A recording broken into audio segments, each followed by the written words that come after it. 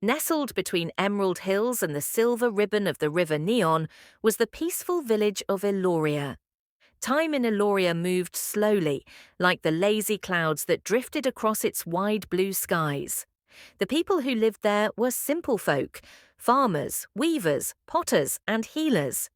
The village was known across the land not for its riches or power, but for the warmth of its people and the stunning beauty of its landscapes. But amid the rolling fields and cobblestone cottages lived a family who would soon come to be known for something else entirely. The family of woodcarver Marius and his wife Eleanor was small but close-knit. They had two daughters, born just a year apart, but as different as the sun and the moon. The eldest was Alina. From the day she was born, her beauty was a marvel. Her hair was a cascade of golden curls that shimmered in the sun. Her eyes were like polished emeralds, so bright and striking that strangers often stopped to stare. Her skin was smooth and pale, and her smile seemed to glow. Wherever Alina went, eyes followed. Compliments chased her steps. People spoke of her beauty the way poets spoke of the stars. The younger daughter was Ria. Unlike her sister, Ria had simple brown hair, often tied in a loose braid. Her eyes were soft and kind, a warm hazel that held 1,000 quiet thoughts. She was neither tall nor particularly striking. Her voice was gentle, and her smile, though rare, was sincere. While Alina drew admiration, Ria often went unnoticed. As children, the sisters were inseparable. They played in the meadows, built forts by the river, and made crowns of wildflowers. Ria adored her sister and never felt overshadowed. To her, Alina's beauty was simply a part of who she was, like her laugh or the way she always won at hide and seek. But as they grew older, the world around them began to change, and with it, so did they. By the time Alina turned 13, her beauty had become legendary in Eloria. Invitations poured in for every festival, every dance, every celebration. Mothers urged their sons to talk to her. Market vendors gave her free treats. Even travellers who passed through the village would often pause, whispering about the radiant girl with golden hair. Ria, meanwhile, was often mistaken for a servant or overlooked entirely. She helped her father carve wooden figures and assisted her mother in the herb garden. She studied the stars at night, drew sketches in her journal, and cared for the village's stray animals. She spoke softly and listened deeply. But slowly, something began to shift inside her. It wasn't envy, not yet. It was something quieter, a growing feeling that no one truly saw her, that her thoughts, her kindness, her dreams, none of them mattered as much as the way she looked, or rather didn't look. One evening, as they prepared for the village's spring festival, Alina stood before the mirror in their shared room, spinning in a gown of silk blue. "Do I look perfect?" she asked, tilting her head. Ria looked up from the flower crown she was weaving. "You always look perfect." Alina smiled, but it was the kind of smile that expected the compliment.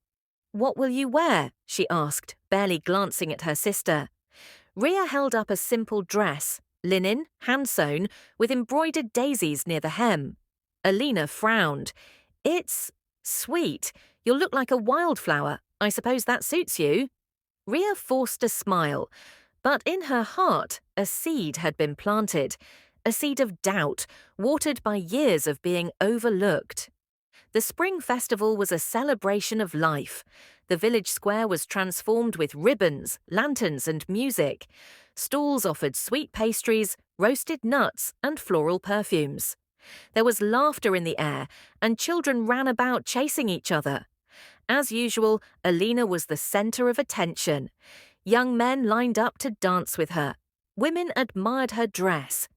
Even the village elder offered her a blessing for gracing the festival with beauty. Ria stayed near the edge of the crowd, helping an old woman carry her basket, comforting a lost child, and cleaning spilled juice from a merchant's stall. She danced only once, with the stable boy who thanked her for helping him find his missing dog the week before. Later that evening, as the sun dipped behind the hills, a traveller entered the village square.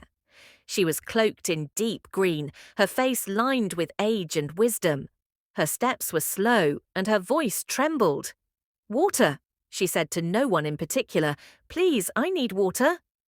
Most villagers avoided her, stepping back, whispering about her ragged clothes. Even Alina, mid-conversation with a young noble, turned away. But Rhea didn't hesitate. She stepped forward, cupped water in a wooden bowl, and handed it to the woman with a smile. "Thank you," the woman whispered, looking into Rhea's eyes. "You have a kind soul." Rhea shrugged. "It's just water." The woman nodded, her eyes gleaming strangely. "Tonight," she said, her voice now calm and strong, "go to the forest's edge. Follow the light that only you will see. There, your heart will find its reflection." Before Rhea could ask anything more, the woman was gone, vanished into the crowd like a whisper on the wind. She stepped quietly from her bed, glancing at Alina, who slept peacefully, her golden hair spilling across the pillow like sunlight. Slipping on her cloak, Rhea stepped into the cool night. The moon hung low, casting a silver glow on the dewy grass. Crickets chirped softly. The village was asleep. As she neared the edge of the forest, she saw it, a soft light, faint and pulsing, like the glow of fireflies but warmer. It drifted ahead of her, beckoning. Without hesitation, she followed. The deeper she went, the more surreal the forest became. Trees shimmered faintly, their leaves whispering her name. The light led her to a clearing she had never seen before.